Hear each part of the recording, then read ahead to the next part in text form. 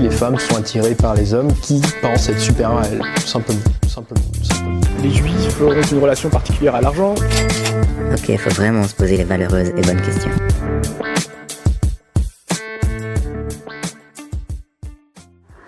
Ce qu'on vient d'entendre dans le générique fait partie des trucs les plus stupides qu'on a quasiment tous déjà fait. Des généralisations à 2 balles.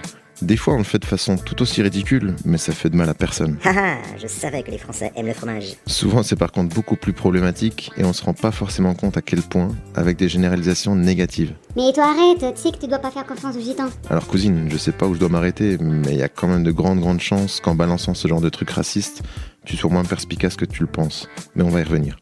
Moi je débat souvent avec certains potes sur plein de sujets et ça me semble limite maladif le nombre de banalisations que je peux entendre. Du style comme d'hab, c'est pas des Norvégiens qui ont fait le coup. Alors pourquoi ne pas simplement critiquer ou accuser ceux qui ont fait de la merde? Pourquoi ce besoin de cibler toute une communauté ou groupe auquel ces personnes appartiennent par exemple? J'ai trouvé plein d'études qui ont été menées depuis des décennies pour expliquer les raisons de ces généralisations abusives. D'ailleurs, je vous invite à les retrouver avec leurs conclusions sur le compte Substack du podcast Se poser les valeureuses et bonnes questions. On y retrouve par exemple les recherches de Tversky et Kahneman, j'espère que j'écorche pas leur nom, en 1974 et Nickerson en 98, qui montrent que le cerveau c'est par moments une feignasse, qui adore les raccourcis, système 1, biais cognitifs, etc. Et donc s'emmerde pas avec la nuance, cette petite chose fragile qui pourrait faciliter tellement de débats et probablement la paix dans le monde si on l'écoutait un peu plus. Il y a les travaux de Rosenblit et Cale en 2002 et Sperber et Mercier en 2011 qui informent que ceux qui pensent être des génies de la déduction parce qu'ils auraient compris que si communauté A, alors elle va faire connerie B, ont en fait pour but d'impressionner leur père. Père P-A-I-R-S et non pas forcément leur papa.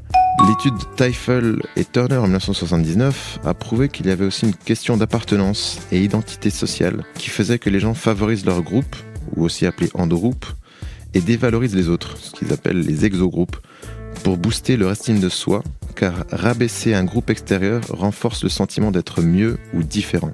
D'autres fois, on dit des trucs sans vraiment réfléchir, notamment pour gagner du temps. C'est plus rapide de dire « les Français sont prétentieux » plutôt que de citer les exemples de Français qu'on connaît qui le sont.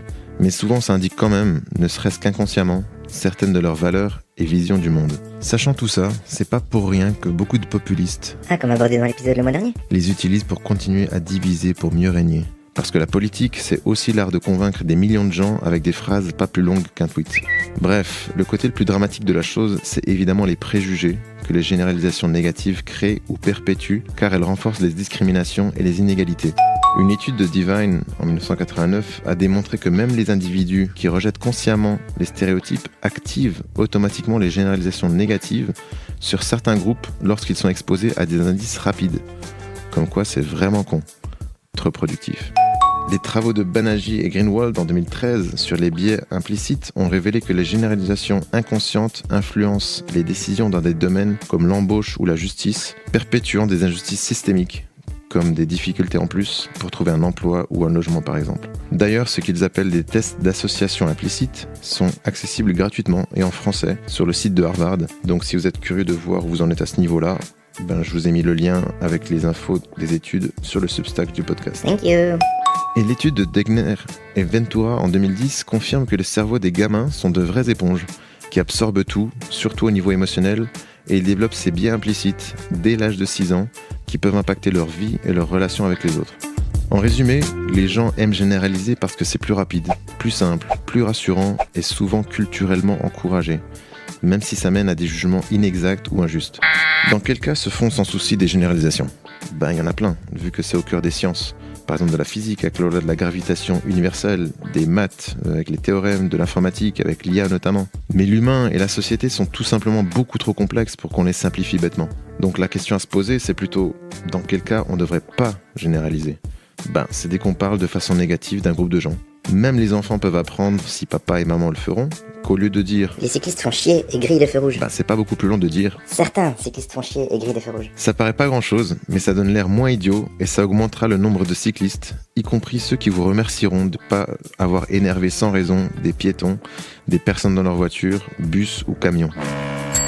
En gros, Si on veut pas soutenir un tas de formes de discrimination comme le racisme, la misogynie, la misandrie, l'homophobie, faut faire gaffe aux généralisations négatives qui sortent de nos bouches, ou de ceux qui veulent avoir des responsabilités, notamment parce que c'est con, trop productif. D'ailleurs, comme dans les enquêtes policières, je pense que quand on entend une généralité foireuse sur un groupe de personnes, on devrait aussi se demander quel est le mobile et à qui profite le crime.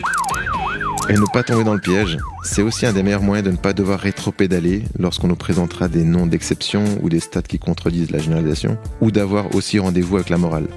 Parce que les clichés négatifs ont des conséquences, même si elles ne nous touchent pas, ou qu'on ne les voit pas directement avant qu'elles atterrissent dans la rubrique faits divers.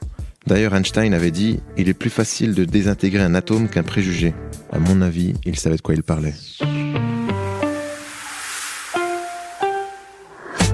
Les hommes politiques, de toute façon, ils nous en tuent tous les jours. C'est un fait, dans notre pays, la police tue.